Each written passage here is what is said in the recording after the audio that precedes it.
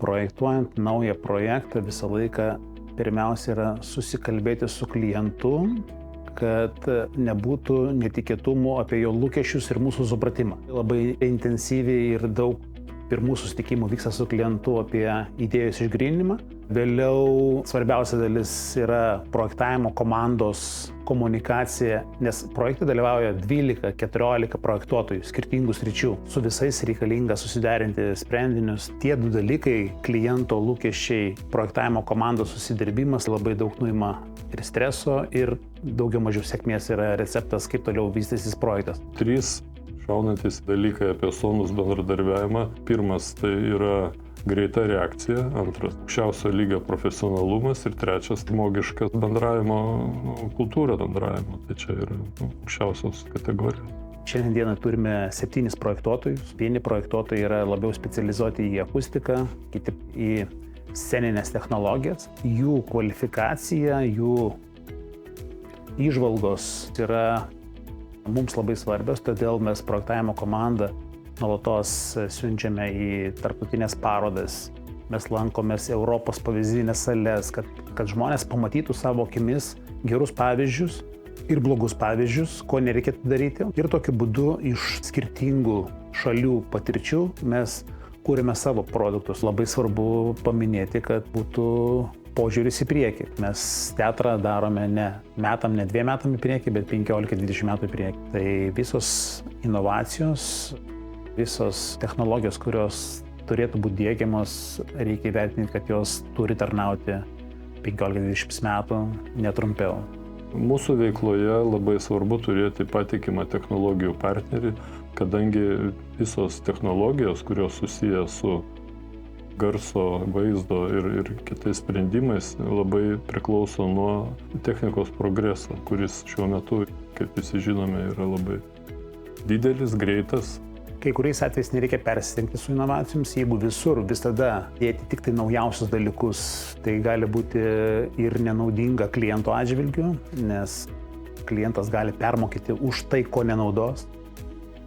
Tai nebus ekonomiškai patvaru. Mes pasveriam, kas yra pažangu ir reikalinga, o kas yra pažangiausia. Pažangiausia yra klientui suprasti, kokia bus jo salė. Mes labai norime, kad klientas jau projektavimo metu suprastų viziją, kokioj salėje jis galės toliau gyventi ir su kurioje dirbti. Pradėjom naudoti kartu su 3D projektavimu ir VR technologiją, tai reiškia, leidžiam klientų pažiūrėti per virtualius akinius, kaip galės atrodyti jo salė, dar jai net pamatų neišliejus. Tai reiškia, pasižvalgyti, patinka, nepatinka, netgi šou tam tikrus dalykus parodyti, kaip apšvietimas veikia, kaip scenos kėlimo mechanizmai galėtų veikti. Ir tokiu būdu gauname gerą grįžtamą ryšį, ką tobulinti. Darome tam tikras vizualizacijas, sakykime, žiūrovinė šviesa pritemsta iki 0%, pakyla iki 20%, iki 100% veikia visų pajėgumų. Užsakovo lūkestis gauti vizualizacijas yra gauti tam tikros įrangos kiekį, sakykime, kiek šviestuvų bus numatyta žiūrovinėje dalyje, taip pat emociškai pajausti, kaip tai atrodytų realiame gyvenime. 3D modelis labai pasiteisina ir leidžia išvengti grubių klaidų, kurios vėlesnėse projektavimo etapuose gali labai išbranginti sprendinį. Dar vienas aspektas, salė turi turėti multifunkciškumą. Labai fainą pavyzdį parsivežiau iš Švedijos. Tikslas yra 365 renginiai per metus. Tas yra, atrodo, neįmanoma, bet toks tikslas pasirodo yra įgyvendinimas, kai viskas veikia teisingai. Sutvarkyta yra logistika, užkulisiai, salė transformuojama iš kamerinės muzikos į pop-rock koncertų skirtą aikštelę. Ir tai yra padaroma įrangos pagalba, neįtraukiant labai daug techninio žmogiško resurso. Vienas iš tvarumo rodiklių, kad visą įrangą turi valdyti kuo mažiau žmonių. Šiandieną visi turi bėdų su aptarnaujančiu personalu. Jeigu techniškai leidžiama be žmogaus pagalbos arba su kelių žmonių pagalba sceną pertvarkyti iš vieno renginio tipo į kitą, tai yra siekiamybė.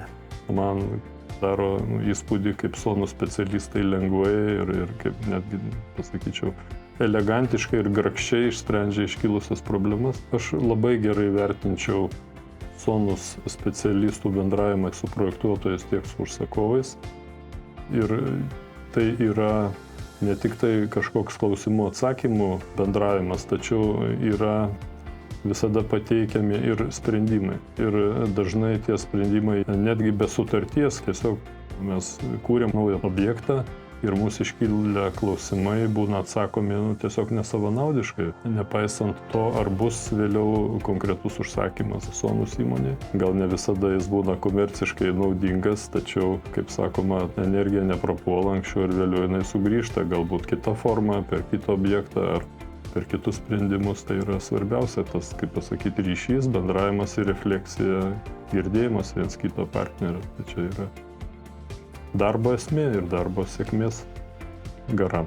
Mes džiaugiamės visais savo projektais. Kai įmonė startavo, mes labai džiaugiamės kiekvienu pirmu ir antru projektu. Dabar džiaugiamės ir didesniu, ir mažesniu, bet džiaugsmas aplanko tiek atlikus viduriniai mokyklai, scenos technologijų projektavimo darbus, tiek nacionaliniam dramos teatre. Labiausiai tu žavi, kaip atsiliepia apie tave žmonės, kiek tu esi patikimas ir gauni gerų žinučių iš kliento, kad atitiko lūkesčius, kad labai faina projektavimo komanda, kad labai gera komunikacija vyko, kad pasitikėjimas yra, pagarba yra. Tai šitos dalykus mes juos valgome kaip desertus, mums tai yra labai svarbu. Projekto dydis nėra labai svarbu. Ar mažas, ar didelis, mes turime padaryti darbą gerai arba labai gerai. Pasitikėjimas ir pagarba mūsų vertybių skalėje aukštai vertinamas ir puoselėjamas.